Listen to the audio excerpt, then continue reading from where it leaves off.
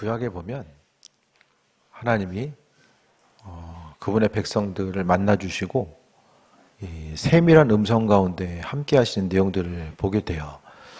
신약보다는 이 구약에서 하나님이 그분의 백성들을 만나주시고 또 그분의 마음속에 있는 내용들을 한 가지 한 가지 또 말씀하시고 은혜로서 역사하시는 내용들을 보게 됐는데, 아브라함의 일을 보면은 아브라함이 하나님의 약속의 말씀 믿고 움직일 때에 이 마음속에 이제 실망하고 실족하는 순간들이 있잖아요.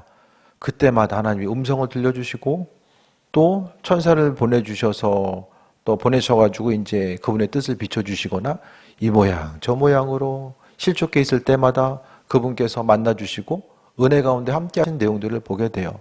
우리 또한 마찬가지죠. 우리의 마음이 흔들리고 실족할 때에 말씀을 통해서 또 누군가의 또 믿음의 권면을 통해서라든지 그분은 그분의 뜻대로 우리 한 사람 한 사람을 만나주시고 은혜 가운데 역사해 주십니다. 오늘 본문 가운데서도 여호와의 사자가 하늘로부터 두 번째 아브라함을 불렀다라고 합니다. 계속해서 하나님께서 만나주시고 함께 하시는데, 이르시되 여호와께서 이르시기를 내가 나를 가리켜 맹세하노니, 맹세한다라는 것은 누군가의 그 맹세를 이행할 수 있는 감시자, 감독자가 있어져야 돼요. 그런데 하나님이 하나님보다 높으신 분이 없기 때문에 그분의 스스로 내가 나를 가리켜 맹세한다라고 말씀하시면서 내가 이같이 행하여 내 아들 독자도 아끼지 아니하였은즉, 그러니까 이같이 행하여라는 것을 보면 하나님이 우리의 행동 한 가지 한 가지를 아주 중요하게 보신다라는 거예요. 그래서 행위의 동기 자체가 어떠한가, 또 하나님 보시기에 그 행함 한 가지 한 가지가 하나님 보시기에 합한 자로서의 행함을 향해서 나아가고 있는가, 말씀을 보고 들은 대로 움직이고 반응하는가, 이것 한 가지 한 가지를 다 중요하게 귀하게 보고 계신다라는 거예요. 우리의 시간은 다 흘러가지만 우리의 삶의 행동들은 다 하나님 나라의 기록이 되는 것 같아요. 어떤 방식으로 어떻게 되는지 모르겠지만은 우리의 행함 자체는 다 잊어버리거든요. 작년 이맘때, 어제 그저께 우리가 뭐 했죠? 어제 그저께 무슨 척사대를 해요. 지금 월요일인데. 네, 우리의 삶이 그렇다니까요. 기억이 안 나. 가끔은 어제 또 뭐 했지 생각이 들 때 있잖아요. 네. 지난 주일 말씀 물어보면은 잊어버려요. 잊어버려요. 왜 잊어버릴까? 뭐 계속해서 이제 보고 듣는 것들이 들어오니까 잊어버리겠지만은, 근데 하나님은 우리가 행동하는 거 한 가지 한 가지를 다 기억하신다라는 거예요. 하나님이 기억해 주시는 것이 좋으세요? 잊어 주시는 게 좋으세요? 사람마다 다르겠죠? 밥 먹듯이 죄 짓는 사람들은 좀 잊어줬으면 좋겠지만은 주의 뜻대로 삶을 살기 위해서 힘쓰는 사람들은 좀 기억 좀 해주셨으면 좋겠는데 하겠죠? 그러니까 사람마다 또 다른 거예요. 근데 중요한 것은 하나님이 내가 이같이 행하여 한 가지 한 가지, 그러니까 하나님은 아브라함이 행하는 것들, 마음의 생각과 동기, 과정들 모든 것들을 다 보고 계신 거야.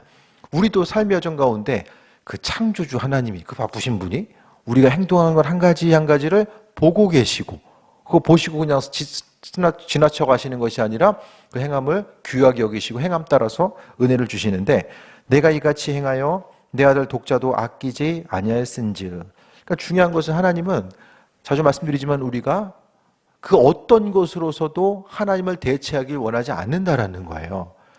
이 세상 삶의 여정 가운데 가장 소중한 것이 하나님 자신이 되어야 되는 것. 하지만 많은 경우에 있어서 하나님보다 더 소중한 것, 돈을 하나님보다 더 중요하게 여기는 사람도 있다 보니까 성경은 돈에 대해서 조심할 것에 대해서, 경계할 것에 대해서 아주 많은 부분 우리에게 말씀해 주고 있습니다.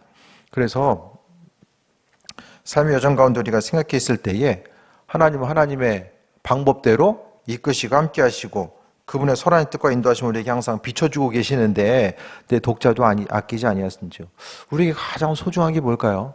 우리의 삶의 여정 가운데 가장 소중한 것. 내 인생에 주님보다 소중한 게 있으면 그것 때문에 망합니다. 결국에는, 왜냐하면 내가 소중한 것이 있으면 그 소중한 것을 더욱더 가꾸고 지키기 위해서 하나님을 이용해요. 사람의 본성 자체는요, 내가 가장 가치 있고 의미 있다라고 생각하는 그것을 향해서 나아가게 되고요. 또 그것을 통해서 나도 모르는 사이에 기도도 최종착점이 하나님이 아니라 내가 바라고 원하는 그 부분으로 종착점이 가 있게 되는 거예요. 그래서 하나님은 우리에게서 계속해서 기도할 때마다 아버지께 나와서 예배할 때마다 물어보고 계신 거예요. 너 인생 가운데 가장 아끼는 것이 뭐냐? 주님을 향해서.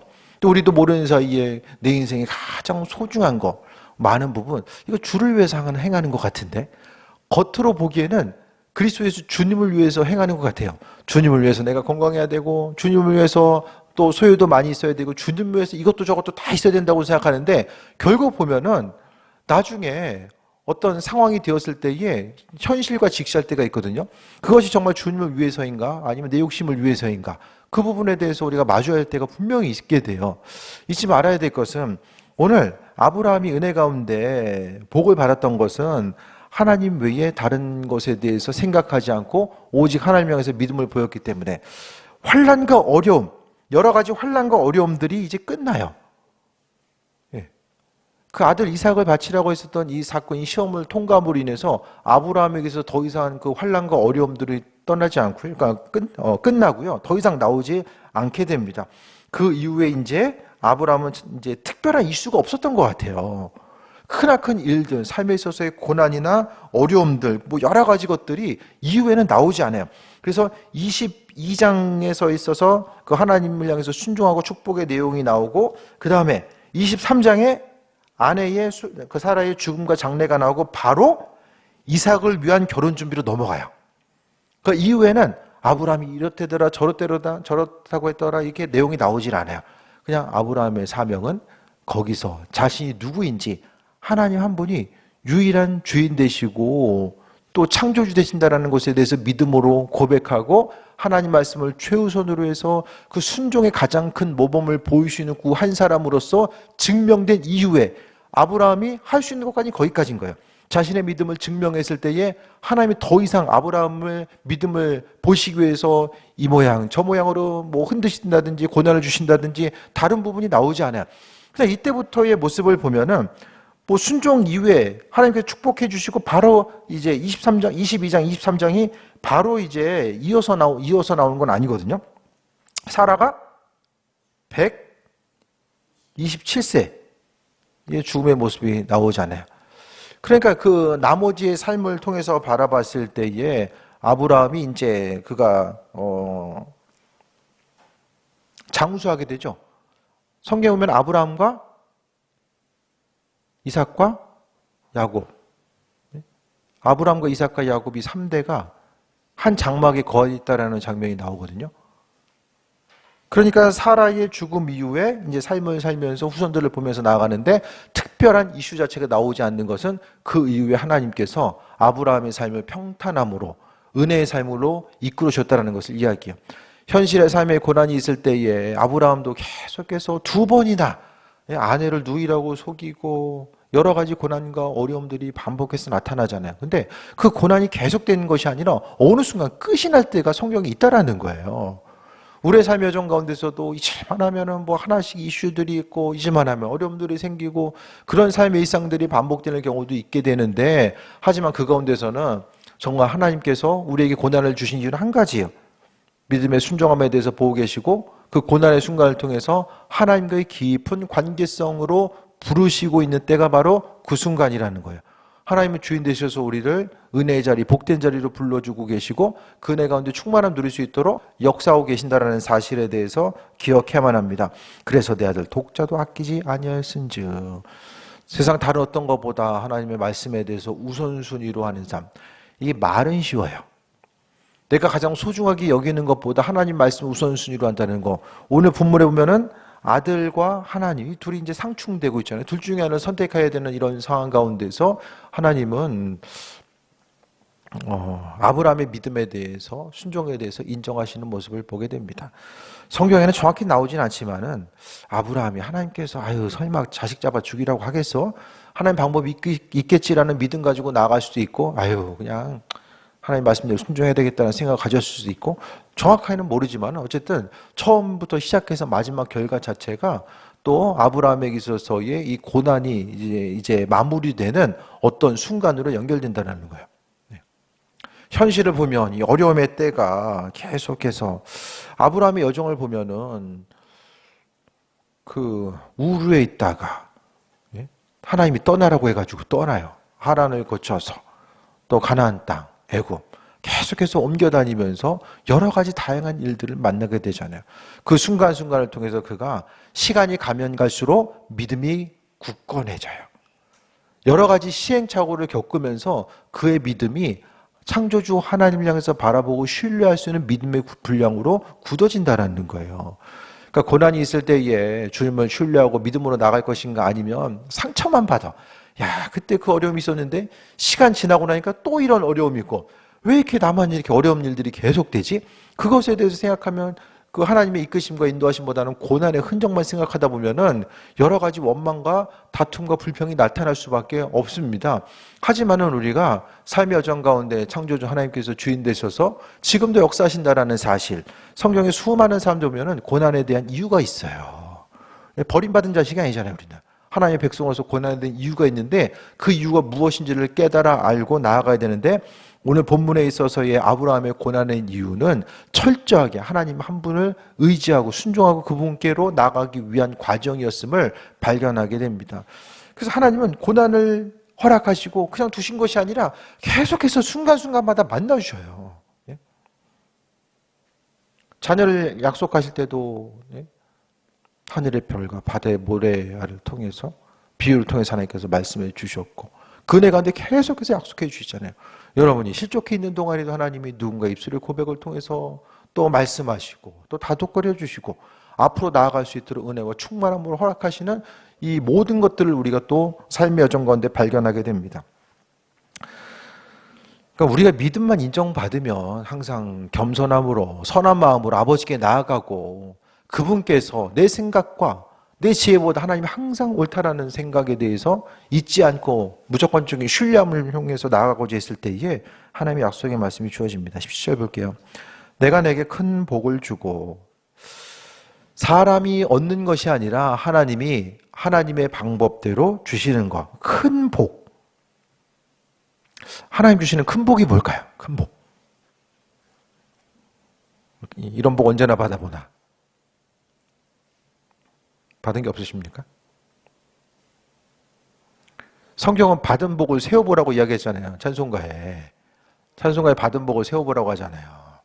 그럼 받은 복이 뭔지를 알아야 되는데, 성경에 있어서의 큰 복, 각각 한 사람 한 사람에게 하나님께서 예비하신 것들이 있어요. 그러니까 하나님은 계속 주고 싶어 하시는 것 같아요.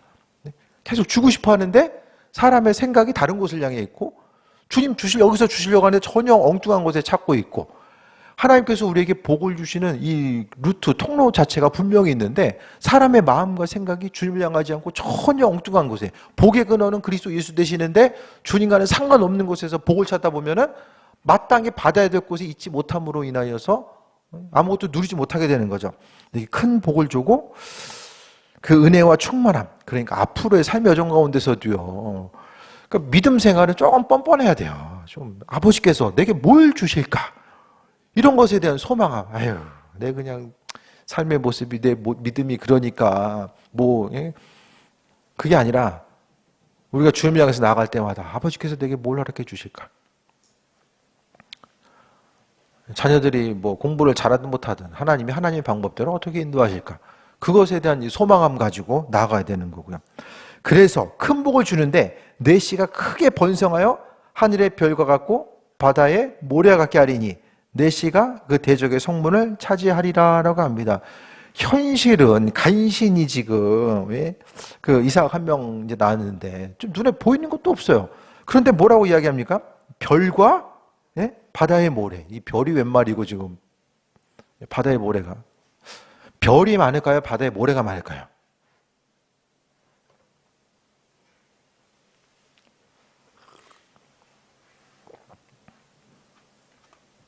천국 가서 한번 물어보세요. 별이 더 많을 수도 있을 것 같아요. 제 생각에. 이 무한대 우주를 생각하면은 별이 더 많을 수도 있다. 그건 하나님만 아시는 거죠. 모래도 못 세지만 별도 못 세요. 아무도 셀 수는 없잖아요. 그러니까 하나님의 위대하심과 능력 자체가 그런 거고, 그러니까 별과 모래라는 것은 이 땅에서 어떤 가지수를 셌을 때의 최대의 가지수가 알갱이로 샌다고 했을 때에, 예?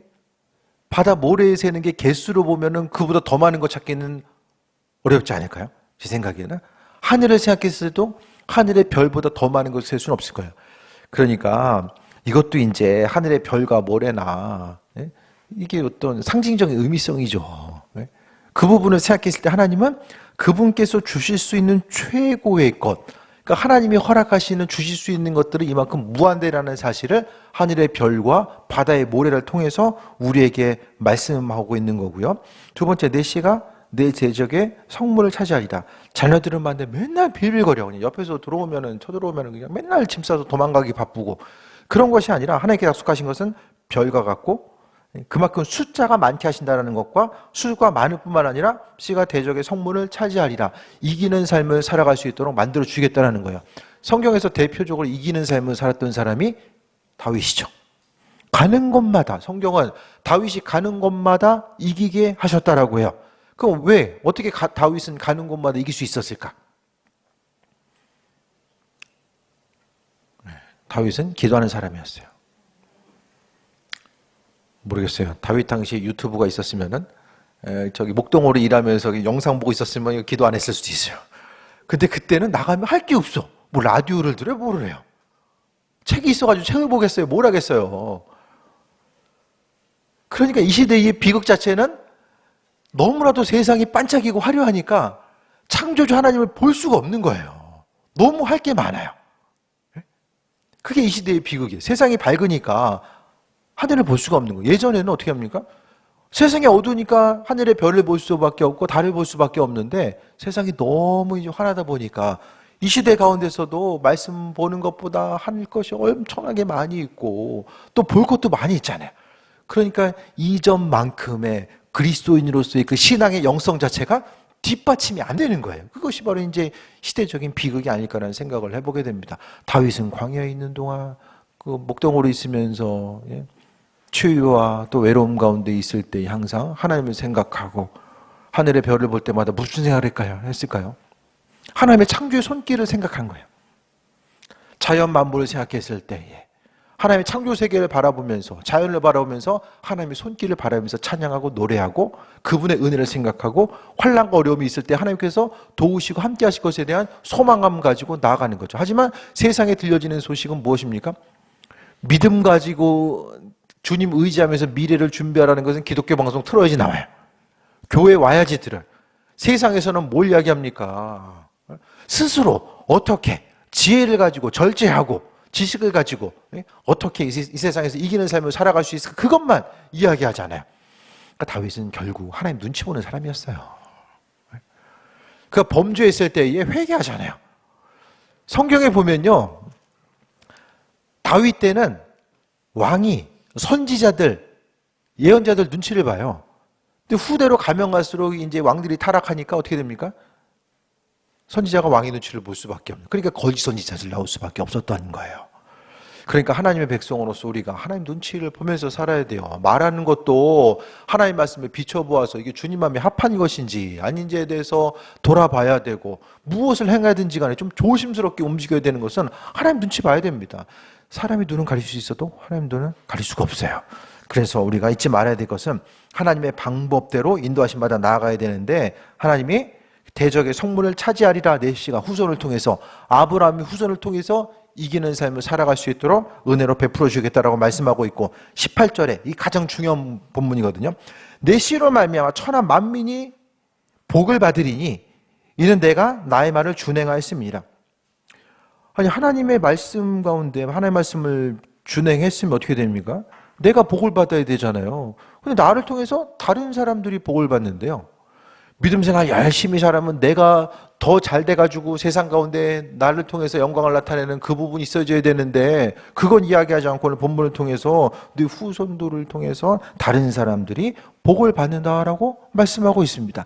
그러니까 우리의 생각 가운데서는요, 온전한 복이라는 것은 내가 잘 되고 모든 것들, 내 가족이 잘 되는 것이 복인데 하나님 보시기에 복은 나를 통해서 수많은 사람들이 복을 누리는 것, 은혜와 기쁨과 소망을 갖는 것이 그게 복인 거예요.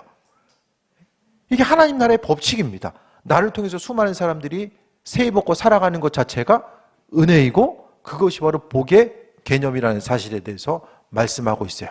그래서 주뜻대로 이 땅을 살아감에 있어서 이 복의 개념이 무엇인지를 온전히 알아야 되는데, 아브라함의 예를 통해 보면 평생을 통해서 주님 만나서 인도하심을 받아 살았지만은 그의 순간순간 마음을 졸여야 될 때도 있고 또 어려움들이 계속해서 엄습해 올 때도 있고 고난의 순간을 맞이할 때도 많이 있었잖아요.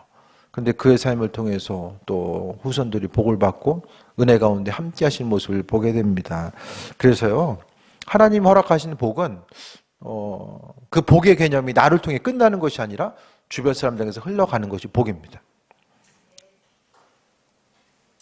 머리는 잘 알죠. 그렇죠? 내 자식 잘 되는 게 좋으세요? 남의 자식 잘 되는 게 좋으세요?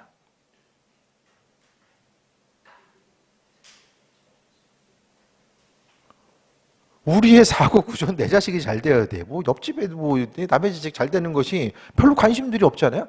근데 성경은 그게 아니라는 거예요. 오히려 하나님은 내 자식보다 옆집 자식 잘 되는 게 더 큰 복을 나를 통해서 그 한 사람 한 사람이 살아가는 거. 그래서 주님의 복은 자주 말씀드리잖아요. 하나님의 복이 우리에게 직접 오는 게 없어요. 별로 없어요. 항상 이렇게 통해서, 주변을 통해서. 그러니까 우리는 그 시야를 아주 넓게 가지고 하나님의 복이 누굴 통해서 나에게 올래나. 네? 주께 영광 돌리는 것도, 아니 우리가 주님께 직접 영광 돌릴 수 있는 게 뭐 몇 가지나 돼요. 네? 뭐 말씀 보고 기도하고 찬양한다고 해서 뭐 하나님 영광 받으시는 것, 입술을 통해서 백날 주님 영광 받으세요 해서 영광 받으시는 것이 아니라 누군가에서 돕고 나누고 섬김을 통해서 그 섬김의 이유 자체가 나 자신의 의로움이 아니라 그리스도 예수 주님 때문에 그 섬기고자 했을 때 겉으로 드러나지 않을 수 있어요. 그 사람은 모를 수도 있어요. 하지만 영적인 세계 가운데서 하나님의 영광 때문에 그 섬김을 통해서 하나님의 영광, 그 은혜의 충만함이 나타나게 되는 거. 그것이 바로 우리의 삶의 여정 가운데 상급인 거예요. 그래서 오늘 본문을 통해서도 천하 만민이 내 시로 말미암아 복을 받으리니, 그 이스라엘 민족들에 있어서의 그들의 사명이에요. 사명. 주변 사람들이 복을 받는 거. 그 이스라엘 민족들이 지금도 마찬가지인 것 같아요. 어떤 힘을 통해서 눌러서 이것이 아니라 그 주변 사람들, 주변 민족들과 또 세이 먹고 공존하면서 그들이 복을 누릴 수 있다는 것이 이 성경 가운데 있어서 이게 좀 핵심적인 내용이 아닐까라는 생각을 해보게 됩니다. 그래서 우리가 이 땅 가운데 믿음 생활하면서 내가 다 해가지고 당대의 모든 것을 누리리라. 내가 잘 됐으면 좋겠어요? 자녀들이 더 잘 됐으면 좋겠어요? 저는 제가 더 잘 됐으면 좋겠는데. 나중에 무슨 소용이 있어요? 그렇게 생각 안 하세요? 난 엄청나게 힘들게 살고 나중에 애들만 잘 되면 돼.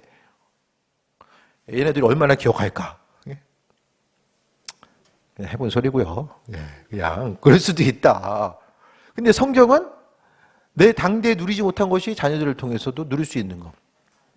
그 분당 우리 교회 이천수 목사님이 아버지가 이제 어렵게 목회하시다가 금식기도 하다가 돌아가셨잖아요. 금식기도 17일 하시고 돌아가셨어요. 예. 그러니까 목회에 대해서 꽃을 피우기 전에 가신 거예요. 예. 주변 사람들 보기엔 정말 안타깝죠.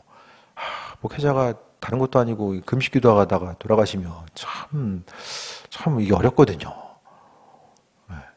근데 이제 이천수 목사님이 그 힘들다고 하는 이 분당에다 교회를 개척하고 나서 교회가 지금도 마찬가지죠. 우리나라에서 정말 손에 꼽는 영향 있는 교회로 지금 이제 성장했잖아요.